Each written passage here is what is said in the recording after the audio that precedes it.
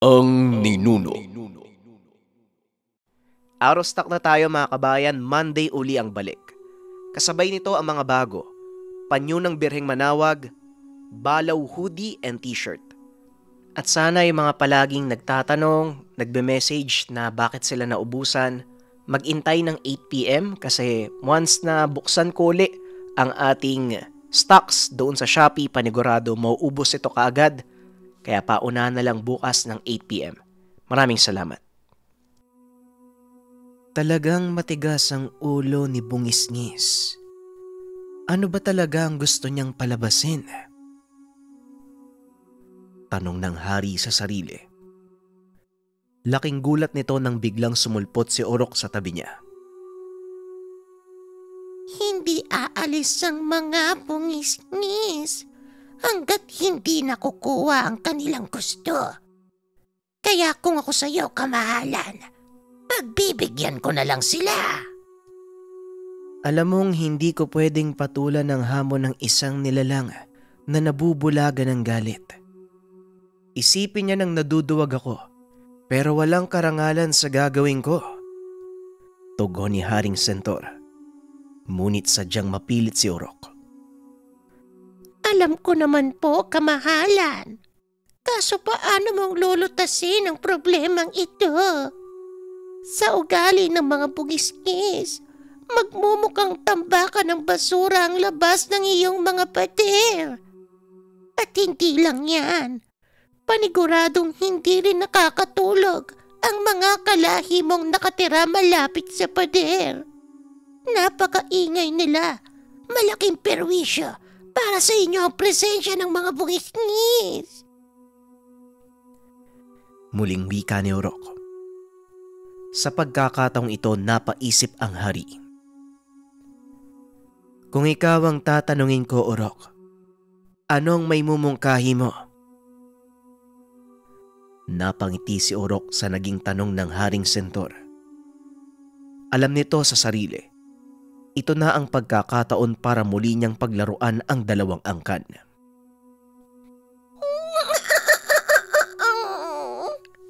Hindi po ako hari.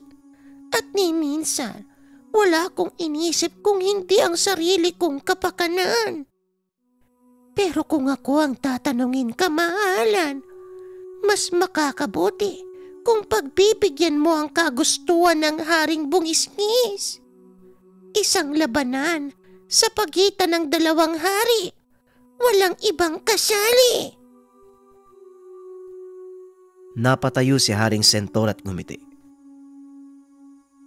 Mukhang magandang ideya ang sinabi mo, Orok. Kung minsan pala, may maganda kang naiisip. O sige, susundin ko ang payo mo. Dali-daling lumabas ng karyaan si Haring Sentor upang harapin ang pinuno ng mga bungisngis. Napatayo naman ito nang makita ang hari ng mga sentor. Ano, Haring Sentor? Handa ka na bang harapin ako sa digmaan? Huminga ng malalim si Haring Sentor at nagsalita. Parang gano'n na nga. Pero may tanong ako sa'yo. Talaga bang gusto mo akong labanan? Tumawa ng malakas ang Haring Bungisngis. Dinampot ang sandata nito. Ilang araw na kitang iniintay. Tugon ni Haring Bungisngis. Sabay tutok ng kanyang sandata kay Haring Sentor. Kung ganon, pagbibigyan kita. Ngunit hindi sa isang malaking digmaan kung saan madami ang madadamay. Tayong dalawa lang ang maglalaban hanggang sa makontento ka. Muling tumawa ng malakas si Haring Bungisngis. Pinasan niya ang napakalaking sandata.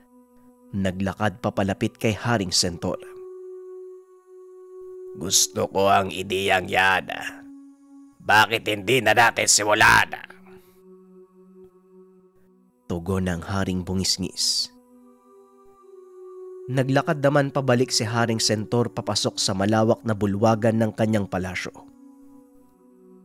Inikot ni Haring Bungisngis ang kanyang tingin sa paligid. Namangha ito sa ganda at laki ng bulwagang iyon. Ito pa lang ang unang beses mong pumasok sa aking kaharian. Ang bulwagang ito ay pinagdadausan ng aming mga patimpalak. At kadalasan, dito rin ginaganap ang mga labanan. Kaya isang malaking karangalan para sa akin na makalaban ng kapwa ko hari sa lugar na ito. Wika ni Haring Sentor. Bagyang napaisip si Haring Bungisngis sa sinabi nito. Karagalan. Anong marangal sa pakikipagharap sa isang kagaya ko? Isang bababang uri ng elemento. Biglang natawa si Haring Sentor sa sinabi ng Bungisngis. Minamalit mo ang sarili mo, Haring Bungisngis. Kung sa palagay mo mababa kang uri ng engkanto, bakit isa ka sa hari ng mga 4 na dome? Tugon ni Haring Sentor. Kaunting kaalaman. Ang 4 na dome ay kilala bilang tirahan ng malalakas na engkanto. Maliban dito, sila ang tagapangalaga ng balanse ng mundo ng mga tao at ng mga elemento. Sapagkat matatagpuan sa gitna ng 4 na kaharian ang lagusan papunta sa mundo ng mga patay. Itinalaga ang 4 upang maging tagapagbantay ng 4 na tanikalang nagsisilbing selyo ng lagusan. Sa oras na maisara ang balanse sa 4 na dome, maaaring mawasak ang tanikalang ito at tuluyang makapasok ang mga kaluluwa ng namatay pabalik sa mundo ng mga buhay. Kaming mga bungisngis ay nakatali sa pagbabantay ng tanikala ng apoy. Ngunit hindi ibig sabihin nun ay nabibilang kami sa maharlikang angkang kagaya mo. Muli na namang tumawa ang hari ng mga sentor.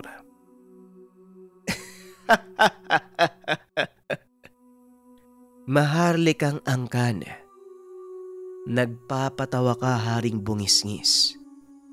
Kagaya ng angkan mo, nakatalaga din kaming mga sentor bilang tagapangalaga ng tanikalang bato. Kaya wag mong isiping nakakangat ako kung ikukumpara sa inyo. Tugon ni Haring Sentor. Sa pagkakataong ito, hindi namamalaya ng dalawa na unti-unti nang kumakalma ang sitwasyon. Naglakad sila sa paligid ng bulwagan. Ipinakita ni Haring Sentor ang kasaysayan ng 4 na dome, nakaguhit sa dingding at sa kisame ng bulwagang iyon. At sa bawat larawan ay pinapakita ang lahat ng simula ng mundo, hanggang sa sumapit ang banal na digmaan na naging dahilan kung bakit nahati ang mundo sa dalawa. Mundo ng mga elemento at mundo ng mga mortal. Nadako ang tingin ni Haring Bungisngis sa isang partikular na larawan. Nakaguhit dito ang pagtutulungan ng 4 na nilalang. Tikbalang, Sentor, Balaw, at Bungisngis. Sa larawan ay makikita din ang 4 na alamat ng mga nilalang. Mga dambuhalang hayop kagaya ng Zaratan, Bakunawa, Minokawa, at Gidor. Ang 4 na higante ay sumasagisag sa 4 na elemento ng mundo. Ang 4 na higante, naninirahan sa bawat dome, kagaya na lang ng Minokawa na kinakatakutan yung mga bungisngis. Ngunit ang katotohanan, ito ang nangangalaga sa inyong teritoryo. Wika ni Haring Sentor. Unti-unting nagiging malinaw kay Haring Bungisngis kung ano ang kanilang papel sa mundong iyon. At tila nagiging walang saysay para sa kanya ang pakikipagtunggali sa hari ng mga sentor. Kayong mga sentor, hindi ba likas kayong bayolente? Bakit tila kabaliktaran ang nakikita ko sa inyo? Tanong ng Haring Bungisngis. Totoo ang sinabi mo, Bayolente kaming mga sentor. Ngunit yon ay lumalabas lang sa oras na inapi kami. Bayolente lang kami kapag kailangang ipagtanggol ang mga sarili namin. Halika, may ipapakita ako sa'yo. Wika ni Haring Sentor. Dinala siya nito sa bandang likod ng bulwagan. Nakita ang malaking pamayanan ng mga sentor. Nagulat ang Haring Bungisngis dahil napakapayapa ng lugar. Taliwas ito sa inaakala nilang buhay ng angkang iyon. Paano kayong nabuhay ng ganito kapayapa? Tanong ni Haring Bungisngis. Nasa inyo kung pipiliin mong maging magulo o mapayapa ang buhay. Tayo ang magpapasya, Haring Bungisngis. Walang ibang makakapagsabi o hindi kaya naman makakapagtakda nito. Matapos sabihin ni Haring Sentor ang mga bagay na yun, unti-unting napagtanto ni Haring Bungisngis na hindi magbubunga ng kapayapaan ang karahasan. Ibinaba nito ang kanyang sandata. Tinanggal ang baluti. Laking gulat ni Haring Sentor nang biglang lumuhod ang hari ng mga bungisngis sa kanyang harapan. Nakikita ito ni Urok. Napangiti na lang sa kinalabasan ng kanyang ginawang plano. Matapos ang kaganapang iyon, muling umiral ang kaayusan sa apat na dome. Maging ang respeto ng mga nilalang sa kani-kanilang teritoryo ay nanumbalik. Nanatili ang ganitong kaayusan sa loob ng mahabang panahon. Maging si Urok, hindi na gumawa pa ng kahit anong kalokohan. Sa wakas, makakapagpahinga na din.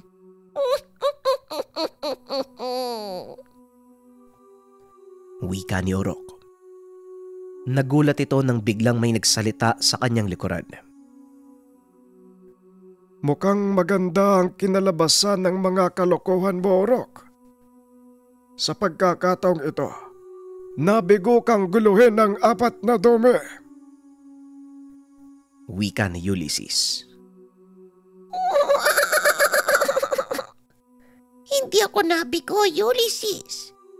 Maniwala ka man o hindi. Ito ang totoong bagay ko. Ang sukatin ng pasensya ng apat na hari. Tugon ni Urok. Matapos ay bigla itong naglaho. Napailing na lang si Ulysses dahil hindi nito lubos maunawaan ang ibig sabihin ng munting nilalang. Akmang aalis na din sana si Ulysses nang bigla itong makarinig ng malakas sa pagsabog. Pagkalingon niya sa lugar, nakita niya ang bayolenteng pagkilos ng lawa sa kalagitnaan ng teritoryo ng mga bungisngis. Laking gulat nito nang biglang lumabas ang higanteng ahas. Nakatitig ito sa buwan habang pilit na inaangat ang kanyang katawan. Naloko na ang bakunawa. Dali-dali itong bumalik sa karian ng mga diwata upang iulat ang nangyari. Ang buong akala nito ay si Urok ang may gawa ng bagay na yun. Habang nasa daan, nakasalubong nito si Urok. Ano na naman ang ginawa mong kalokohan, Urok? Hindi mo ba alam na marami ang mapapahabak? Malapit sa teritoryo naming mga diwata ang lawa ng bakunawa. Wika ni Ulysses. Pasensya na, pero hindi ako ang may gawa niyan. Nagulat din ako, Ulysses. Tugon ni Urok. Kung ganon, sino ang may gawa nito? Hindi ba may apat na pantasang karian ng mga diwata? Bakit hindi mo itanong sa kanila? Tugon ni Urok. Sa kabila ng mga sinabi nito, meron siyang ideya kung sino ang may gawa. Kailangan itong malaman ni Haring Ragon. Wika ni Ulysses.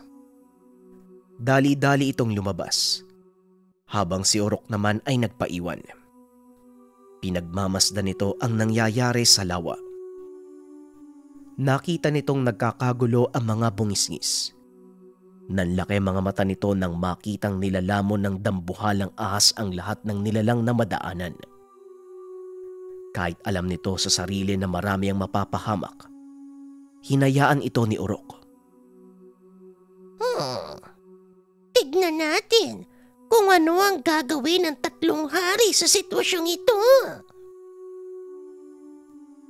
Nanatili si Urok sa kinaroroonan upang panoorin ang pangyayari. Habang nakamasid ito, nagdatingan naman ang hukbo ng mga diwata. Urok, anong nangyayari? Bakit hindi ka kumikilos? Tanong ni Ulysses. Sandali lang, Ulysses. May inaantay ako. Siguradong magugulat kayo. Tugon ni Urok. Pinahinto naman ni Ulysses ang kanyang mga kawal upang antayin ang sinasabi ng munting nilalang. Siguraduhin mo lang na hindi madadamay ang kaharian ng mga diwata, Urok. At sa oras na malaman ko na ikaw ang may pakana nito, mananagot ka sa akin. Wika ni Ulysses. Sa pagkakakilala ko sa 4 na hari, hindi nila hahayaang masira ang 4 na dome. May sinumpaan silang tungkulin. Hindi lang bilang pinuno ng kani-kanilang angkan, kung hindi pati na rin sa tagapaglikha ng lahat ng buhay. Ilang sandali pa ay nakarinig sila ng mga sigawan mula sa kapatagang kinaroroonan ng 4 na dome. Nakita nila ang mga simbolo ng 3 kaharian. Ang mga sentor, balaw at tikbalang, winawagayway ito papunta sa teritoryo ng mga bungisngis. Napatayo si Ulysses nang makita ito. Tignan mo nga naman. Kaya din naman pala nilang magkaisa. Wika ni Ulysses. Ilang sandali pa ay dumating na ang kampo ng hari ng mga diwata sa pamumuno ni Haring Ragon. Dali-daling nagtago si Urok dahil nakita nito si Gaston. Anong kasalukuyang kaganapan, General Ulysses? Wika ni Haring Ragon. Nang mga sandaling ito, pinagtutulungan ng 4 na hari ang Bakunawa. Bagaman nahihirapan ang mga ito, tuloy pa rin sila sa pakikipaglaban upang ipagtanggol ang dome ng mga bungisngis. Dahil sa nakita ni Haring Ragon, nag-utos ito sa kanyang mga kapanalig na tumulong. Gaston, mukhang kailangan ng tulong ng 4 na hari. Lumakad na kayo. Wika ni Haring Ragon. Akmang lalakad na sana si Gaston. Isang malaking nilalang ang nakita nila sa kalangitan. Nag-utos si Haring Ragon na lumuhod ang lahat bilang pagpupugay. Kagad namang sumunod ang mga ito maliban kay Gaston. Sa wakas, nagpakita ka na din. Wika ni Gaston habang tinitignan ang nilalang.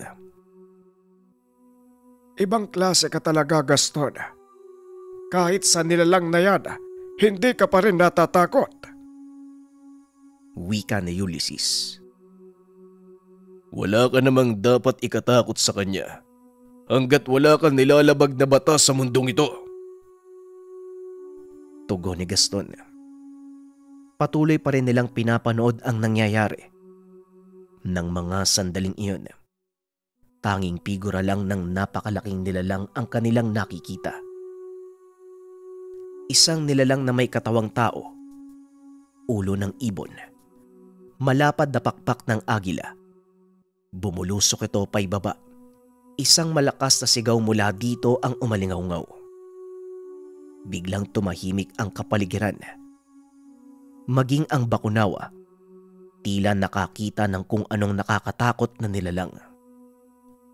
Unti-unti itong umatras hanggang sa tuluyang bumalik sa kailaliman ng lawa. Matapos ang kaganapang iyon, biglang naglaho ang nilalang. Umalingaw-ngaw sa paligid ang sigaw ng mga nilalang sa 4 na dome nang masiguradong maayos na ang lahat. Nagpasya ang mga diwatang bumalik sa kanilang teritoryo. Naiwan namang nagtataka si Ulysses dahil wala itong ideya kung sino ang nilalang na iyon at bakit siya kinakatakutan ng lahat maging hari ng mga diwata. Gaston, sino ang nilalang na yon? At bakit pati si Haring Ragon natatakot sa kanya? Ang alam ko, si Apo Remus lang ang kinakatakutan niya.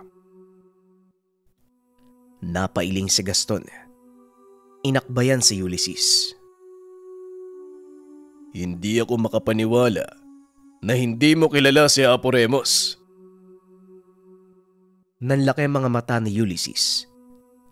Sa buong buhay nito, hindi pa niya nakikita ang sinasabing nilalang na kinakatakutan ng lahat.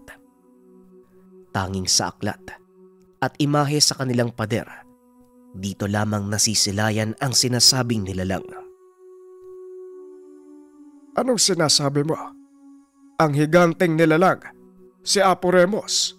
Nagbibiro ka ba, Gaston? Hindi na sumagot pa si Gaston. Nagpatuloy ito sa paglalakad. Akmang susunod sana si Ulysses. Bigla namang nagpakita si Urok. Anong nangyari, Ulysses? Kayo ba ang tumalo sa Bakunawa? Tanong ni Urok. Hindi, Urok. Isang higanteng nilalang ang nagpaatras sa Bakunawa. Ang sabi ni Gaston, si Apo Remus daw ang nilalang na yon.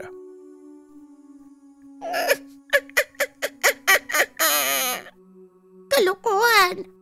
Ang mabuti pa, doon ako makikiusyoso sa 4 na hari. Siguradong may makukuha pa ako.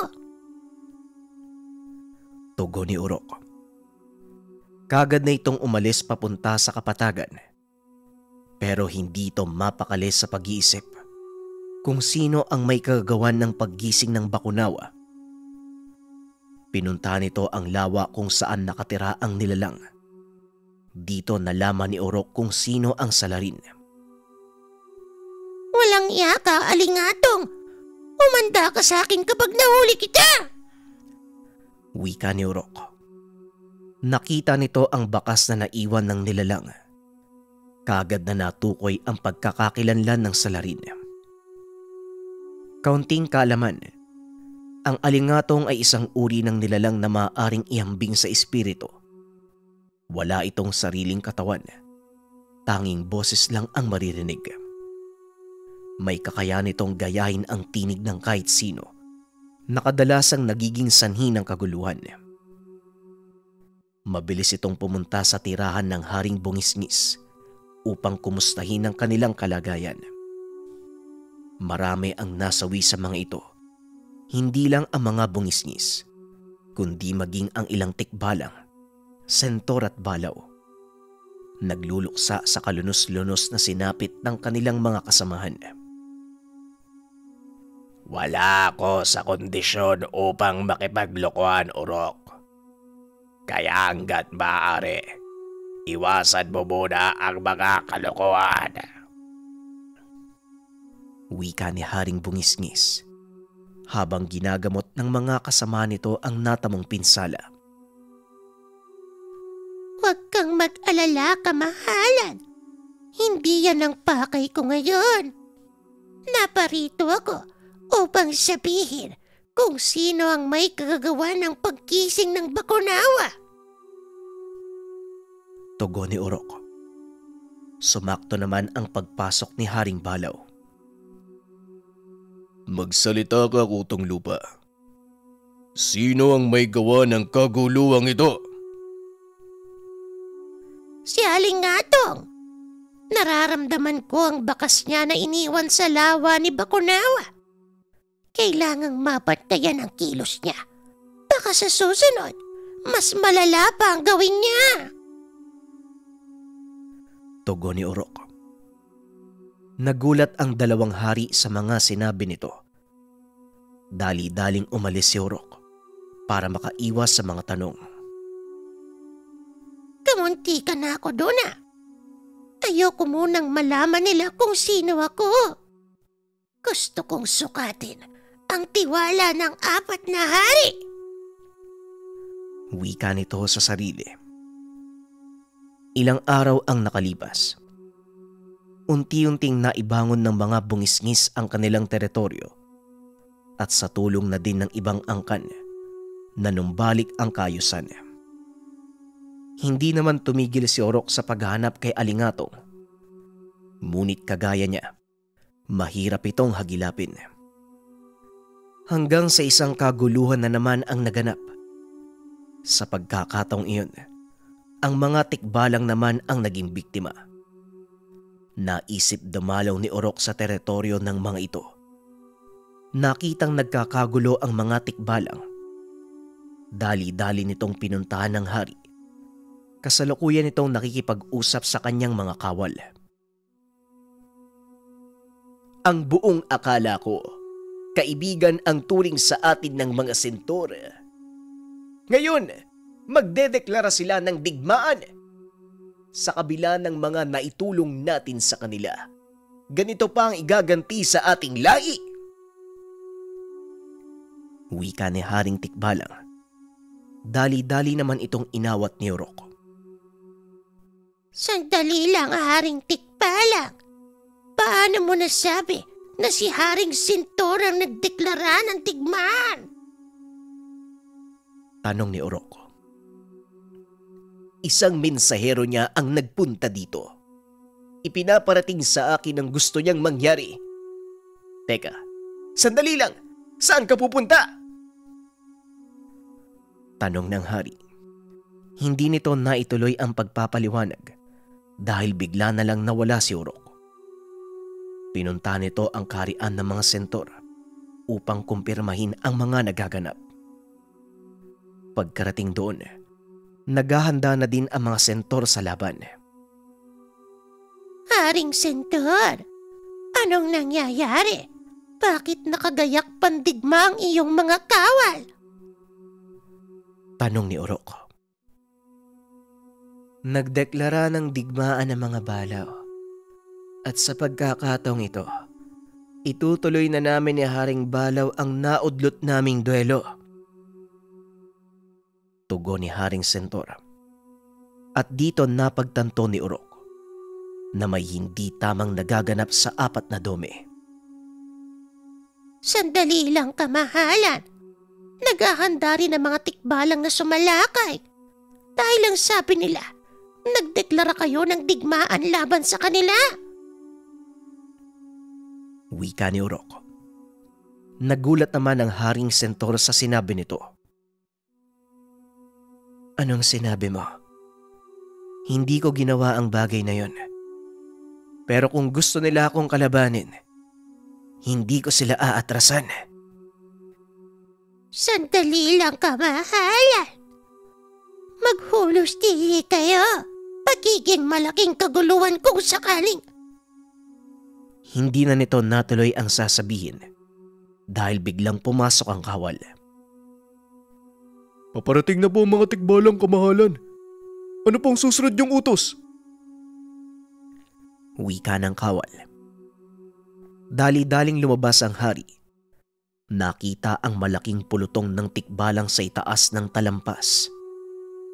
Alam ni Haring Sentor na wala silang kalaban-laban kung sakaling sumakay ang mga tikbalang gamit ang kanilang mga pana. Naloko na. Hindi ito maaari. Mauubos sa mga kalahi ko sa oras na sumalakay ang mga tikbalang. Kawal, sabihan mo mga general na huwag gagawa ng anumang kilos na hindi ko nalalaman. Utos ng hari. Matapos ay bumalik ito sa kanyang palasyo upang kunin ang sandata. Ano ang gagawin mo, kamahalan? Papatulan mo ba ang paghamon ng mga tikbalang? Tanong ni Urok. Kung ito ang gusto nilang mangyari. Pero wala kaming panama sa mga oras na ito. Wala akong magagawa kung hindi depensa ng aking nasasakupan. Tugon ni Haring Sentor. Sa unang pagkakataon, walang maisip na paraan si Urok para ilihis ang isip ng hari. Matapos magbigay ng utos ay kagad na itong lumabas ng palasyo. Dali-dali na ring umalis si Urok. Sa pagkakataong iyon, susubukan niyang pakiusapan ang mga balaw. Pagkarating sa lugar ay laking pagtataka ni Urok dahil parang walang kaguluhang nagaganap sa teritoryong iyon. Naglakad ito papunta sa palasyo upang hanapin ang Haring Balaw. Urok, anong sadya mo? Bakit tila hindi maipinta ang mukha mo? Tanong ni Haring Balaw. Wala po, kamahalan. Nagtataka ako. Dahil ang mga sentor ay nagkakagulo. Nakatanggap sila ng ulat na sasalakay kayo sa kanilang dome. Pero sa kasamaang palad, nauna doon ang mga tikbalang. Tugon ni Urok. Nalabis namang ikinagulat ni Haring Balaw. Anong sinabi mo? Paano kung sasalakay sa mga sentor? May kasunduan sa pagitan namin at hindi ko maaaring sirain yun. At saka, bakit naman sumalakay mga tikbalang sa kanila? Tanong ng hari. Hindi magawang sagutin ni Urok ang tanong na iyon. Pasensya na, kamahalan. Pero hindi ko din alam ang kasagutan sa tanong na yan. Wala po kong ideya kung sino ang pasimuno ng kaguluhang ito. Tugon ni Urok. Pinili nitong magsinungaling sa hari dahil ayaw niya nang lumalapa ang sitwasyon. Sa oras na malaman ni Haring Balaw na sa alingatong ang may gawa nito, maaaring maungkat ang nangyari sa nakaraan. Kaunting pagbabalik tanaw. Maraming taon ang nakalipas nang maganap ang kalunos-lunos na pangyayari sa buhay ni Haring Balaw. Masaya silang namumuhay sa isang maliit na pamayanan. Hindi pa siya hari ng mga sandaling ito. Ito yung mga panahong nasa ilalim pa sila ng pamumuno ng mga diwata. Sa madaling sabi, kagaya ng iba pang elementong nakatira sa 4 na dome, sila ay mga alipin ng mga ito. May 2 anak si Haring Balaw. Masasabing larawan ng masayang pamilya ang kanilang tahanan. Dahil napakabait ng mga ito. Pinalaki silang may disiplina at pagpapahalaga sa lahat ng may buhay. Pangangaso ang buhay ni Haring Sentor ng mga panong iyon. Ito din ang pinamana niya sa 2 anak. Dahil din dito, naganap ang isang malaking trahedya na lubusang nakapagpabago ng ugali at pananaw ng pinuno ng mga sentor. Isang umaga habang nag-aantay ng masisilong hayop, naisipan ni Haring Sentor na mag-ikot sa kagubatan upang humanap ng mga prutas. Iniwan nito ang 2 binatilyong anak upang bantayan ang kanilang mga patibong. Medyo malayo na ang narating nito nang bigla siyang nakarinig ng malakas na atungal mula sa isang baboy ramo. Dali-dali siyang tumakbo pabalik sa kinaroroonan ng mga anak sa pag-aakalang nakahuli na ang mga ito. Ngunit laking pagtataka ng hari dahil wala naman sa kanilang mga silo ang bumukas. Wala din doon ang kanyang mga anak. Hinanap niya ang mga ito. Nakita ni Haring Sentor ang malalaking bakas ng paa mula sa baboy ramo. Ngunit bahagya itong natakot dahil sa pagitan ng mga bakas, may mga patak ng dugo. Marahan niyang sinundan ng mga bakas hanggang sa matunto nito ang pampang. Dito niya nakita ang wala ng buhay na baboy ramo. Napakalaki nito. Alam niyang hindi kaya ng 2 paslit na pumatay ng ganong kalaking baboy ramo. Binaybay ni Haring Sentor ang kabaan ng pampang at halos manghina ang kanyang tuhod nang makitang nilalapa ng isang mabangis na hayop ang dalawa niyang anak. Napalahod na lang ito dahil wala na rin siyang magagawa pa. Patay na ang dalawang batang sentor. Maya-maya pa ay nakarinig siya ng nakakalokong tawa mula sa kung saan. Sino ka? Magpakita ka. Ikaw bang may gawa nito? Tanong ni Haring Sentor. Ano naman ngayon kung ako nga? Nararapat lang yan sa mga anak mo. Hindi na dapat dumami pa ang kagaya niyong walang silbi. Mga walang kwentang alipin. Dumilang kayo sa paningin ng mga diwata. Wika ng boses. Nadagdagan ng galit na nararamdaman ni Haring Sentor. Tumayo ito at binunot ang kanyang palakol. Sabay sugod sa mabangis na hayop na nooy sarap na sarap sa pagkain ng dalawang anak.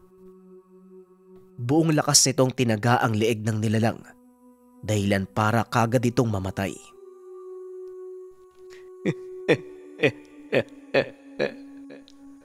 Wala ka nang magagawa.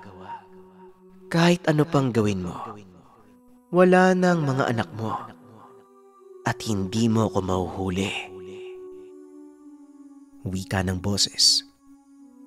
Halos mabaliw sa sobrang kalungkutan si Haring Sentor ng mga oras na yun. Sinisi niya sa mga diwata ang nangyari. Nalaman ito ng kanilang buong pamayanan. Nagkaisa ang lahat ng sentor na mag-alsa laban sa mga diwata. Nang makapag-ipon ng sapat na sandata at bilang ng mga kasapi, pinangunahan ni Haring Sentor ang pagsalakay. Walang kaalam-alam ang mga diwata sa mangyayari, kaya naman madali silang napasok ng mga sentor. Sa kabila ng kapangyarihan na taglay ng mga diwata, nagawa silang talunin ng mga nilalang na tanging lakas lang ang gamit. Dahil sa naganap, nagkaroon ng pagkakataon ang mga sentor na palayain ang kanilang sarili mula sa pangaalipin ng mga diwata. Bagaman nagawa nilang lumaya, hindi pa rin naaalis sa puso ni Haring Sentor ang galit sa pagkamatay ng dalawa niyang anak. Ito din ang nagsilbing gatong upang lumawak ang kanilang nasasakupan, hanggang sa tuluyang napasakamay ni Haring Sentor ang hilagang bahagi ng 4 na dome. Dito na nagsimula ang kanyang pamumuno bilang hari ng mga sentor. Balik tayo sa kasalukuyan. Ano ang kasalukuyang kalagayan ng mga sentor? Tanong ni Haring Balaw. Kasalukuyan silang napapaligiran ng mga tikbalang. Wala silang kalaban-laban, kamahalan. At kapag hindi napigilan ng mga tikbalang, siguradong mauubos ang mga sentor. Wika ni Orok. Dali-dali namang tumayo ang hari at nagpunta sa kanyang mga alagad. Magsipaganda kayo. Pupuntahan natin ang dome ni Haring Sentor. Kailangan... Hindi na nito natuloy ang sasabihin dahil bigla nitong narinig ang isang pamilyar na boses.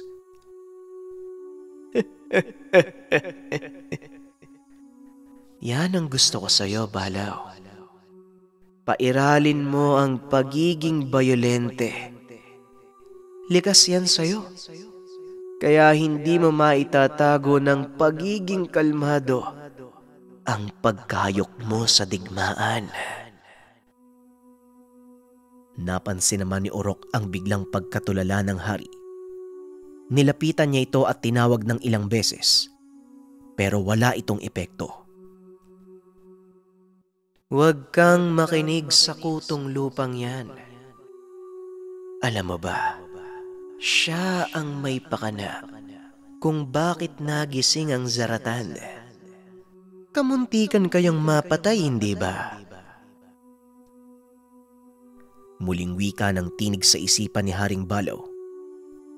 Nilingon niya si Orok. Biglang dinakma, dahilan para masakal ang munting nilalang. Ikaw ba ang gumising sa saratan, Urok? Alam mo bang marami sa aking mga kalayang napahamak dahil doon? Nanlaki ang mga mata ni Urok nang marinig ang sinabi nito. Sa lakas ng pagkakapiga sa kanya ni Haring Balaw, halos hindi na ito makapagsalita.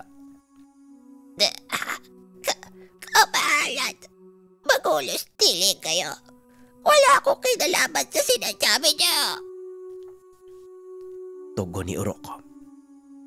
Kagad siyang ibinato ng hari sa pader, dahilan para mawalan ito ng malay. Samantala, patuloy pa din ang pag-uudyok sa kanya ng boses.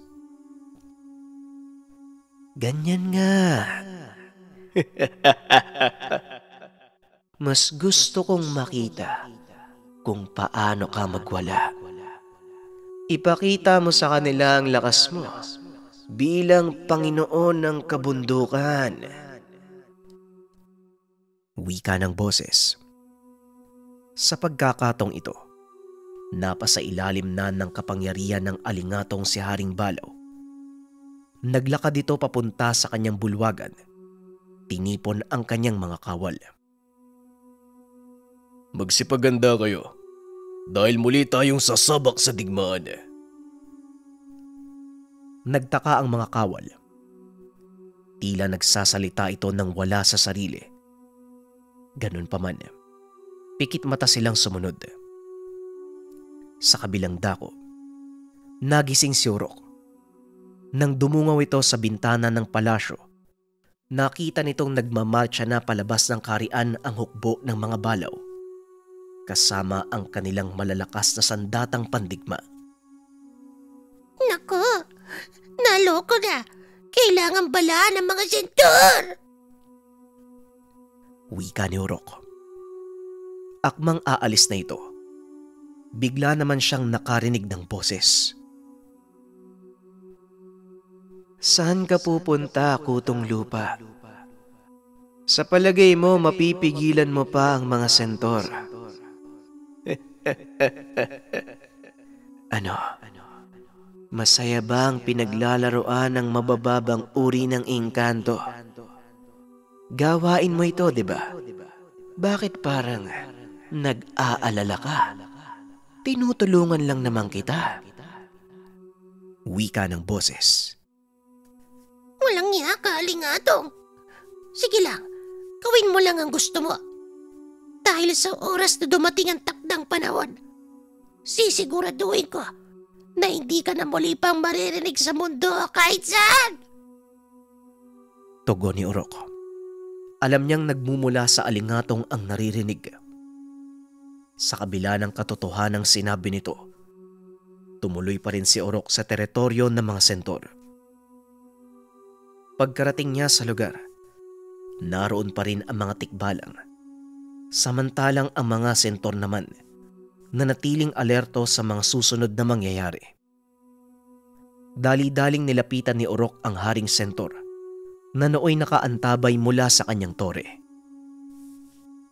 Kamahayan! Ang mga balaw, kasalukuyang nagmamarcha dito! Tumangulang ang haring sentor na tila kampante sa mga nangyayari. Alam kong darating ang mga balaw at inaasahan ko yon. Halika, samahan mo ko upang salubungin sila. Wika ng hari, ngunit pinigilan ito ni Urok. Sandali lang, kamahalan. Nagkakamali po kayo. Hindi po nagpunta ang mga balaw upang sumaklolo. Naparito po sila upang makipagtikma. Ngunit sinasamo ko na unawain mo ang mga mangyayari. Nabulagan ng maling paniniwala ang haring balaw. Napangiti ang haring sentor at muling nagsalita. Inaasahan ko na ang pangyayaring iyon, Urok. Alam kong darating ang pagkakataong ito, kaya huwag kang mag-alala. Dahil alam ko ang gagawin ko. Sige na, umalis ka na, bago ka pa maipit sa kaguluhang ito. Napailing na lang si Urok. Hindi nito lubos na maisip na hahantong sa ganitong kaguluhan ang lahat. Ilang sandali pa ay natanaw na nila ang pangkat ng mga balaw. Tinignan naman ito ang mga tikbalang na nooy nagulat nang makita ang hukbong paparating. Nang mga sandaling iyon, hindi nagsasalita si Haring Sentor. Pero nahahalata ni Urok ang pangamba sa mga mata nito. Kamahalan, mukhang hindi na mapipigilan ng mga kaganapan. Ano ang susunod yung akbang? Tanong ni Urok. Mag-antay, Urok. Yun na lang ang tangi kong magagawa. Kung ito ang kapalaran ng aking angkan, wala na akong magagawa kung hindi tumalima sa kalooban ng kalikasan. Tugon ng hari. Nagulat si Urok sa naging sagot nito. Naririnig niyo ba ang sarili niyo, kamahalan? Hindi ikaw ang haring nakilala ko. Ano, mag-aantay ka na lang ba ng kamatayan mula sa dalawang angkan na kung tutusin, mas mababa kung ikukumpara sa iyo? Nasa na ang Haring Sentor na mabangis at walang awa? Tinignan ng hari si Urok. Nagulat ito dahil sa unang pagkakataon. Nakita niyang ngumiti si Haring Sentor.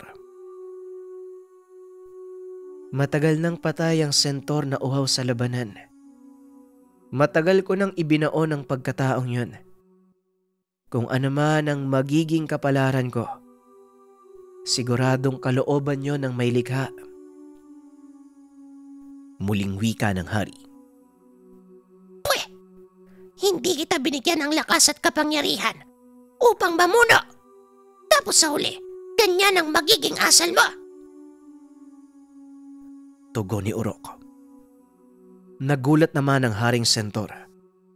Ngunit nang lingunin niya ito, wala na ang munting nilalang. Nagtataka ang hari kung bakit ito sinabi ni Urok. Pero hindi na siya nakakuha ng pagkakataong magtanong dahil wala na ang kaharap. Sa kabilang dako, nagtungo si Urok sa teritoryo ng mga bungisngis. Nagulat ito sa nadatnan. Sira-sira ang mga bahay. Nagkalat ang mga katawan na walang buhay. Mahabaging langit, anong nangyari dito? Nasaan si Haring Bungisngis? Wika ni Urok habang nagpapalinga-linga sa paligid. Natanaw nito ang isang figura at dali-dali itong lumapit. Nanlaki ang mga mata ni Urok nang makita kung sino ang nilalang na ito. Ulysses, anong ginawa mo? Tanong ni Urok. Sandali lang, Urok. Huwag kang mag-isip ng kung ano-ano. Kakarating ko lang din eh. Tanaw mula sa palasyo ng mga diwata ang kaguluhan dito. Kaya dali-dali akong bumaba upang tignan. Tugon ni Ulysses. Sinong walang hiyang may gawa nito? Nakita mo ba ang Haring Bungisngis? Muling tanong ni Urok. Oo. Kasalukuyan siyang nagpapagaling sa loob ng kagubatan malapit dito. Kung sino man ang may gawa nito, siguradong matindi ang galit niya sa mga bungisgis. Tugon ni Ulysses. Ilang sandali pa humawi ang makapal na usok mula sa mga nasusunog na bahay. Tumambad sa kanila ang malalaking bakas ng paa ng isang nilalang. Kung hindi ako nagkakamali, bakas ito ng paa ng gitor. Ngunit sinong... Hindi na naituloy ni Urok ang sasabihin dahil muli nitong narinig ang boses ng alingatong.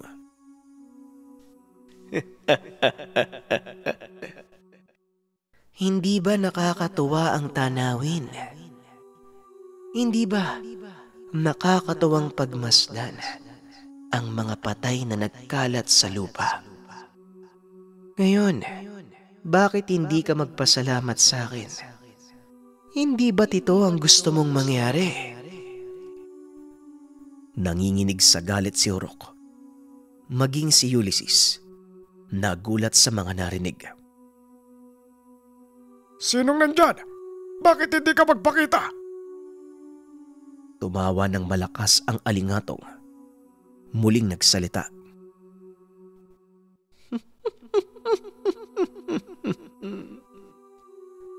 Isang diwatang walang kamuwang-muwang sa mga nangyayari. Hindi ba dapat masaya kayo? Wala nang isang lahi na masakit sa ulo. Wika ng alingatong. Normal lang na magmalasakit ako sa mga nangangalaga ng balanse. Dahil sa oras na masira ito, gugunaw ang mundo ng mga engkanto. Tanging malakas na pagtawa lang ang tinugon ng alingatong. Unti-unti itong naglaho. Samahan mo ko sa Haring Bungiskis. Gusto kong malaman ang nangyayari sa kanya. Wika ni Urok. Hindi niya pinansin ang alingatong. Para sa kanya, ito ang pinakamabisang paraan upang hindi lumala ang sitwasyon. Kagad namang lumakad si Ulysses. Pumunta sa kinaroroonan ng Haring Bungisngis. Kalunos-lunos ang kalagayan nito. Sunog ang halos kalahati ng katawan. Punong-puno din ng sugat ang muka. Haring Bungiskis, anong nangyari? Bakit nakita ko ang bakas ng gidor sa inyong teritoryo? Tanong ni Urok. Sinikap naman ang Haring Bungisngis na magsalita sa kabila ng hirap na pinagdaanan nito. Hindi ko alam, Urok. Nagulat na lang kami nang makita ang gidor na papasugod. Walang awa nitong pinagsusunog ang mga bahay. Gamit lamang ang kanyang laway. Marami sa nasasakupan ko ang namatay. Nasaan si Haring Sentor at ang iba pa? Wika ni Haring Bungisngis. Napayuko na lang si Urok at sinagot ang katanungan nito. Kasalukuyang nahaharap sa matinding kaguluhan ng tatlong hari.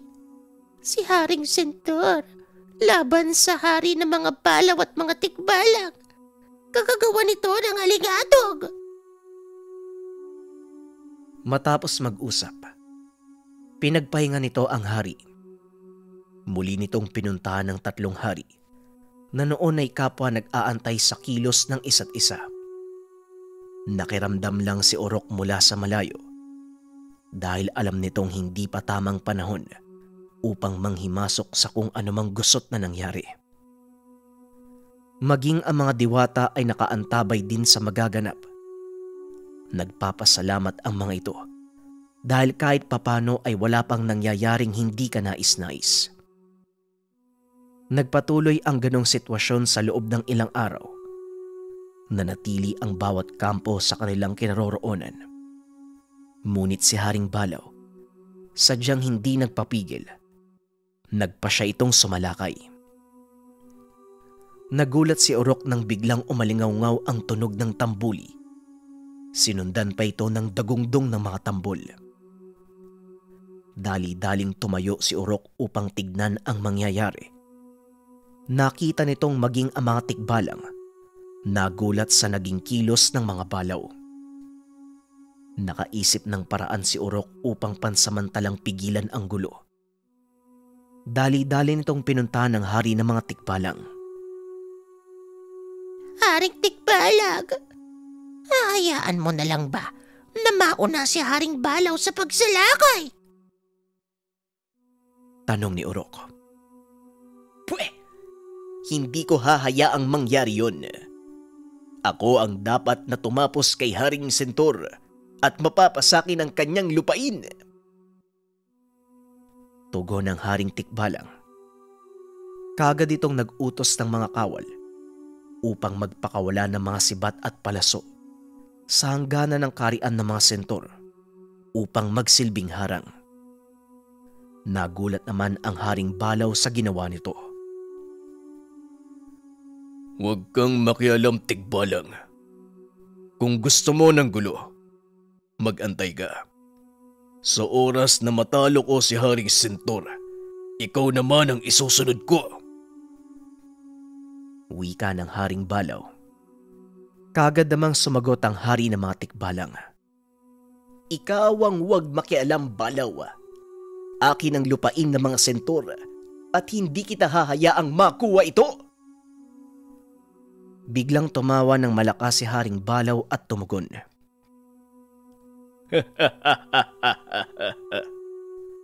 Wala akong pakialam sa lupain ng mga sentor. Iba ang pakay ko. Kaya hanggat maaari, huwag ka sanang maging hadlang.